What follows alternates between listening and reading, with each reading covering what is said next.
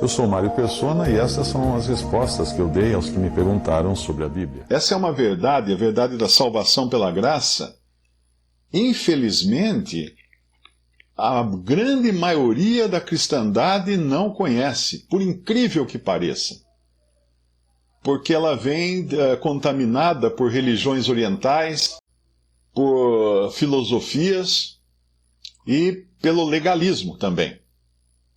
Isso aí ele vai explicar em Colossenses, né? Quando ele fala dessas três coisas que contaminaram a cristandade, a filosofia oriental, o judaísmo dos judeus e o pietismo também, né? Que isso viria depois. O pietismo seria aqueles que se separariam de tudo, de todos, para tentar com isso serem mais santos, serem mais puros.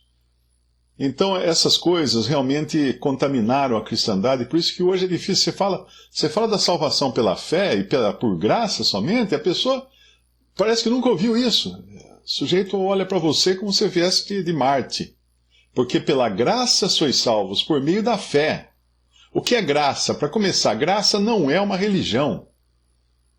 Eu sei que muitos aí já estiveram envolvidos com uma tal de obra da graça, igreja da graça, não sei o que da graça, que de graça não tem nada, não é nem um pouco engraçada, porque é tudo legalismo, tudo baseado em obras de homens. Graça é favor imerecido. Por incrível que pareça, este versículo, pelo menos, tá bem traduzido na versão Testemunhas de Jeová da Bíblia, que é uma versão corrupta ao extremo, não é? Mas nesse ponto eles traduziram como favor merecido a palavra graça. E é realmente o que é. É um favor de Deus que nós não merecemos.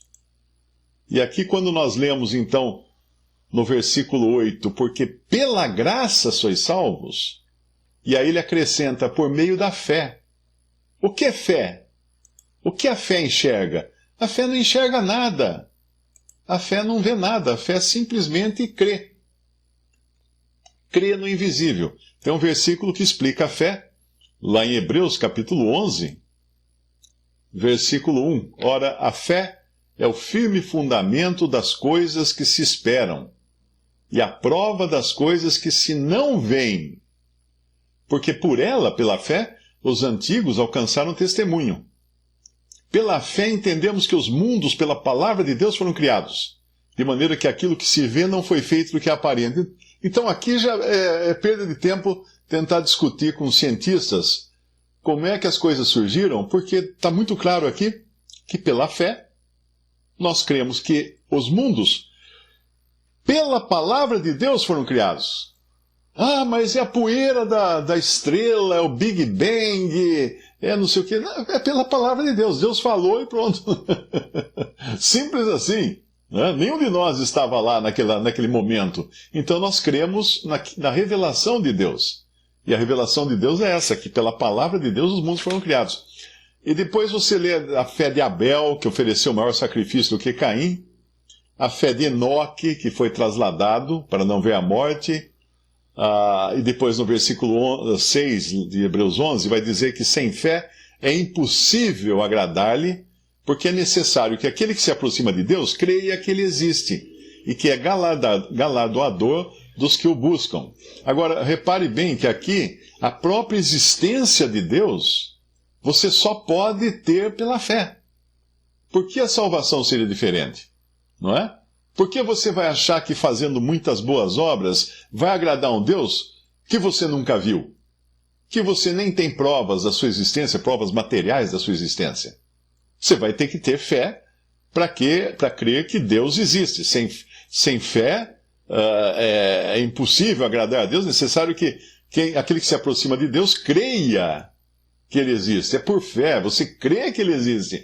Aí a salvação vem como? Por fé também, não por coisas materiais ou por obras. Por fé, Noé, divinamente avisado das coisas que ainda não se viam, por exemplo, chuva, não tinha ainda no tempo de Noé. A chuva vai cair a primeira vez no dilúvio. Lá em Gênesis fala que uma neblina, um vapor subia da terra e regava as plantas. Não fala em chuva antes do dilúvio. Mas ele, avisado por Deus, ele constrói uma arca imensa num lugar seco. Ele nunca tinha feito um barco na vida. E começa a pregar, então, que o mundo vai acabar por um dilúvio, com água. Claro que ele foi vítima de chacota, né, de todo mundo.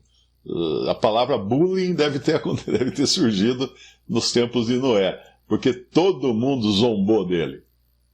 Zombou de Noé. Se você é um estudante e você acha que zombam muito de você na escola, então você não está sozinho. Zombaram muito mais de Noé do que de você. Depois, no versículo 8, vai dizer que pela fé, Abraão, sendo chamado, obedeceu. Chamado para ir onde? Para lugar nenhum. O Senhor falou, sai da terra de Ur. Ele saiu. Para onde? Depois eu falo, depois eu conto para você, para onde você vai. Saiu, ele saiu sem saber para onde ia. Lá em Atos fala, né? Pela fé ele saiu sem saber para onde ia, porque ele ouviu a palavra de Deus e Deus falou, vai. Ele saiu. E lá depois ele habita na terra da promessa, no versículo 9, né? Morando em cabanas, porque ele esperava a cidade que tem fundamentos, da qual o artífice construiu a Deus. Pela fé, ele recebeu a notícia de que ele ia ter um filho, quando ele tinha 100 anos e a mulher dele tinha, não sei que idade, acho que 90 anos, mais ou menos. Era impossível. Mas foi pela fé. Todos esses receberam tudo pela fé. Abraão ofereceu Isaac pela fé. É interessante depois ler, quem quiser leia o capítulo 11 de Hebreus inteiro, porque ele vai falar da fé, que é a única maneira de você realmente receber a salvação de Deus, não só a salvação, mas até de crer que Deus existe. Não existe outra maneira de você crer na existência de Deus a não ser pela fé. E nós vivemos pela fé. Então, sois salvos por meio da fé, fala lá em Efésios capítulo 2, versículo 8. E agora uma coisa importante. Isto não vem de vós. Que isto é esse? Que isto é esse que não vem de nós? Bom, para mim fica muito claro que não apenas a salvação não vem de nós, como também a própria fé, que é um dom de Deus. Então você tem que a fé é um dom de Deus, a salvação é por graça, e não vem de obras. Ele vai dizer aqui em seguida, né? No versículo 9, não vem de obras para que ninguém se glorie. Então, se você fizer uma lista de obras que as pessoas acreditam que sejam necessárias para a salvação, começa com a ideia de ser batizado. Se você não for batizado nas águas, você não vai ser salvo. Isso é obra. Claro que o batismo é uma ordenança. O Senhor Jesus instituiu o batismo. Mas se o batismo for necessário para a salvação, nós não teríamos mais um Salvador. Teríamos dois Salvadores. O Senhor Jesus e a pessoa que batiza. Se um faltar no momento, estamos perdidos. Se você estiver no meio do deserto, sem uma gota d'água, e tiver escutado antes o evangelho da sua salvação e está ali em desespero, sabe que vai morrer, e crê em Jesus, já pensou se alguém falasse para você assim, sinto muito, amigo, vai morrer perdido. Não tem nem água aqui, nem alguém para te batizar. Não, batismo não salva ninguém, porque é obra. Ser membro de uma igreja não salva ninguém, porque é obra. Frequentar todos os cultos, etc., não salva ninguém, porque é obra. Participar da ceia do Senhor, não salva, porque é obra. Guardar os 10 mandamentos, não salva, porque é obra. Viver uma vida santa, justa, honesta, ser um bom pai, uma boa mãe, um bom trabalhador, cumprir com pagar impostos e tal, não salva, porque tudo isso é obra. dar esmolas para todo mundo, dar todo o seu dinheiro para os pobres, não salva porque é obra. Percebe? Porque está escrito aqui, ó. Está escrito aqui. Versículo 9. Não vem das obras. Precisa desenhar? Não vem das obras. É só você perguntar, qualquer coisa que falarem para você que você tem que fazer, você pergunta assim, isso é obra? Isso é obra? Então não vem das obras. Então não está incluído na necessidade, para necessidade de salvação. Condição para ser salvo. Primeira, ser um pecador perdido e admitir isso. Isso é condição. Reconhecer a sua perdição, o seu estado perdido, o seu estado pecaminoso. Isso é condição. Porque Cristo Jesus veio ao mundo salvar pecadores. Fala lá em, acho que é 1 Timóteo, se não me engano, né? Cristo Jesus veio ao mundo salvar pecadores. E Paulo ainda acrescenta, dos quais eu sou o principal. Porque tinha matado cristãos, tinha mandado cristãos para a morte. E uma outra razão de não vir de obras é para que ninguém se glorie. Vamos desenhar de novo. Uma pessoa que acha que foi salva porque foi uma boa pessoa, bem religiosa, bem obediente, pagou impostos, tratou todo mundo bem, fez caridade, ele poderia chegar no céu e falar assim, não, eu estou aqui porque eu fui salvo por minha conduta, minha boa conduta. Ele iria poder se gloriar da sua salvação, mas não pode se gloriar da sua salvação, porque aqui está escrito, para que ninguém se glorie. Então não pode ter uma unha de obra ou de coisa que venha de você, com que você possa se gloriar depois. Não pode ter. Então, zero. A salvação, zero. Vinda do ser humano. Zero. Não tem como. Você não vai conseguir nada das coisas que você faz. Podem ser as melhores coisas do universo, mas para a salvação não servem.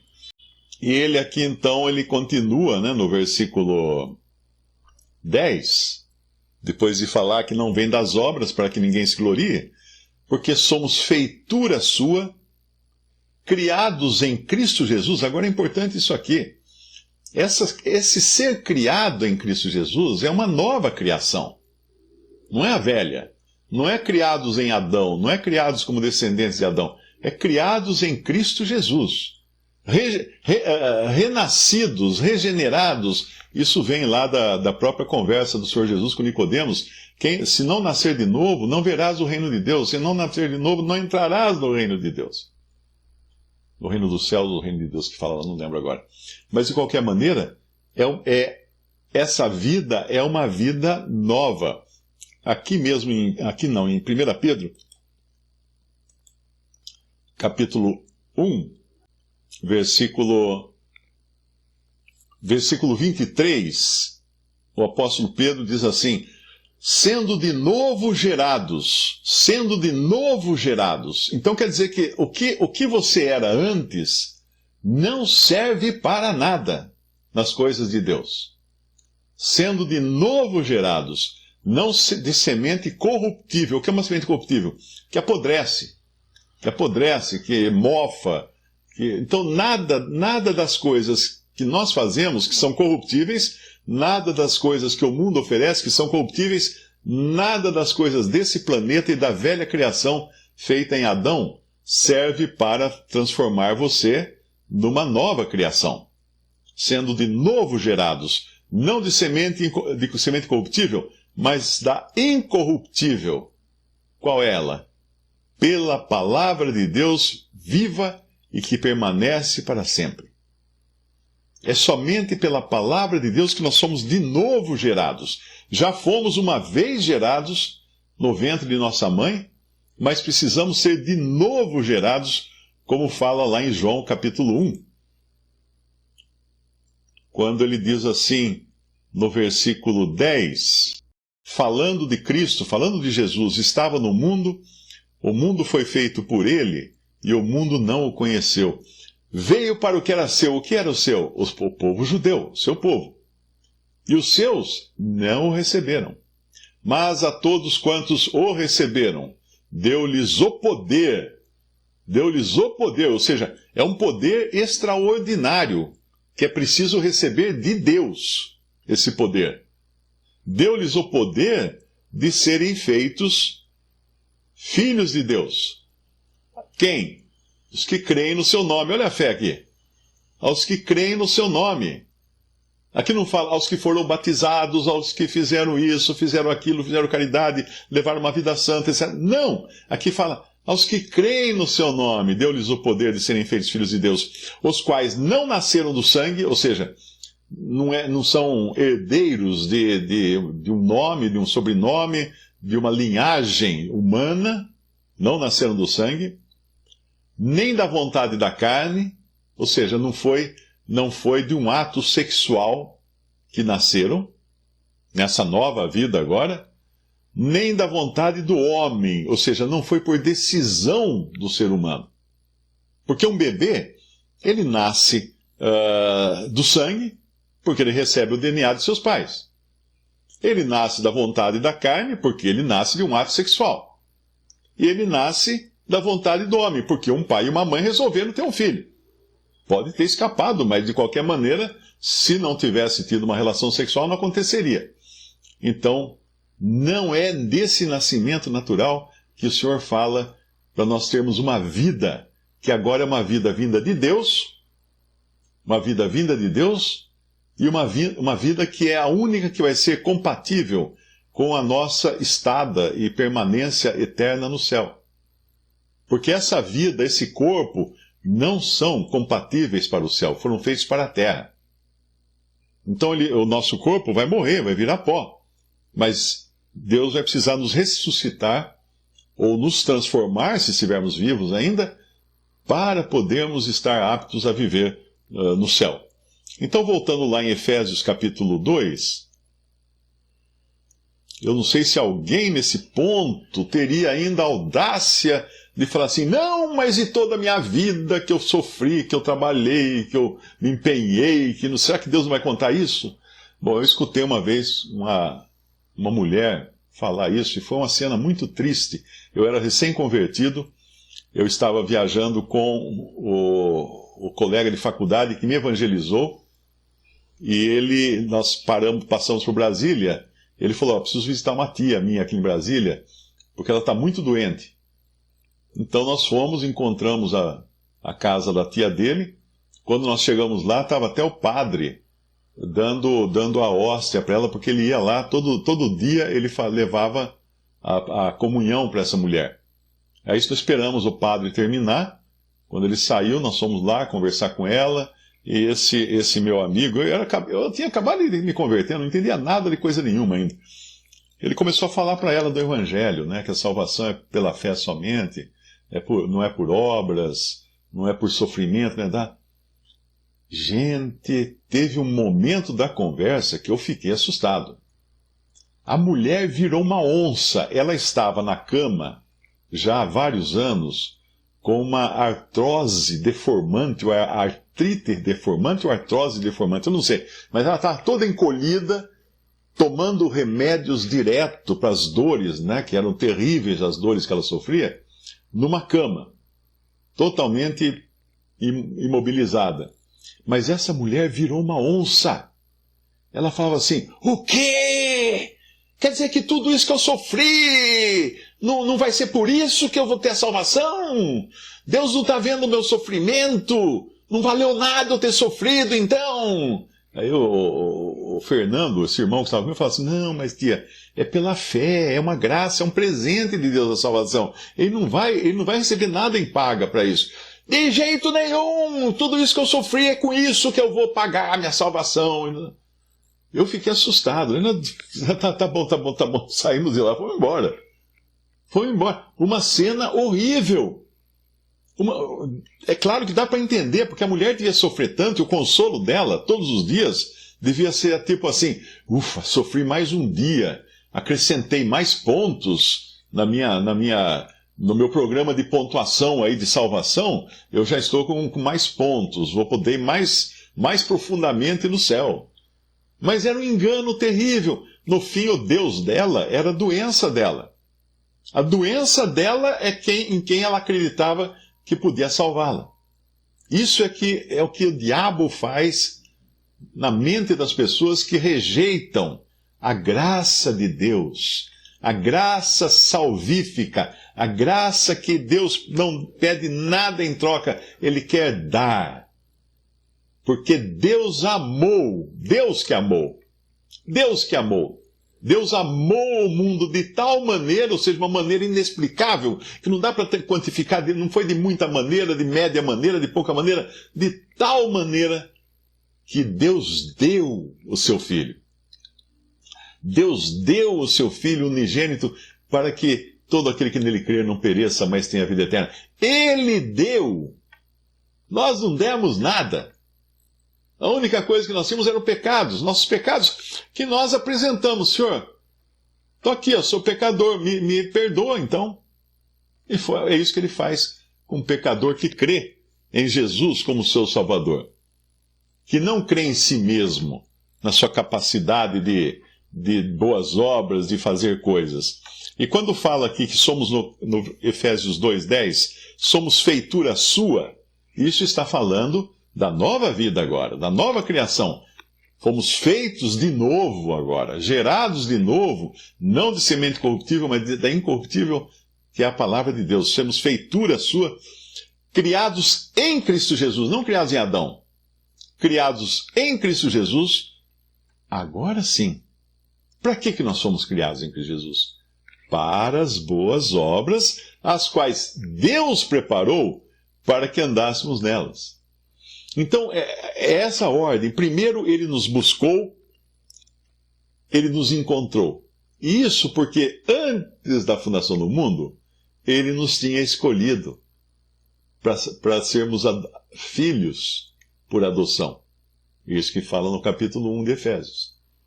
E aí, então, nos escolheu, nos buscou, nos encontrou perdidos nos nossos pecados, na sarjeta, e nos quis salvar. E para isso Ele entregou o seu próprio Filho, para morrer numa cruz, levando sobre o seu corpo santo os nossos pecados. Pedro fala, levando sobre o seu corpo os nossos pecados sobre o madeiro. Para sermos salvos por quê? Pelo quê? Pela graça somente. Não por coisas vindas de nós. Não tem nada em nós que nós pudéssemos oferecer a Deus. E Deus não está barganhando conosco. Tipo, me dá aqui suas esmolas que eu te dou a salvação. Me dá aqui o seu dízimo, que aí eu dou a salvação para você. Que isso? Deus é dono de tudo. Imagina que Ele vai vender a salvação por miséria, por migalhas. Mas nunca, nem pensar. E outra, se a salvação fosse por obras, nós poderíamos cobrar Deus, chegar na presença do Senhor e falar assim, olha aqui, Senhor, olha meu prontuário lá, quanta coisa boa que eu fiz, agora me dá aqui a salvação, o Senhor deve para mim. O Senhor está me devendo a salvação. O Senhor me deve. Porque eu trabalhei, quero agora meu salário. Tá. O salário do pecado é a morte, filho. Deus não vai pagar você pelo que você fez. Os seus pecados, para serem perdoados, precisam de perdão. Precisam de perdão, e perdão não se vende. Somente um juiz corrupto vende o perdão. Somente um juiz atolado na lama da corrupção pode eliminar a sentença de alguém de condenação. Vamos esquecer isso aí. Vamos esquecer. Você estava distraído, né? Quando você roubou tudo aquilo, quando você matou, quando você fez. Né? Vamos esquecer. Isso é juiz corrupto que faz. Que está cheio. Por aí está cheio.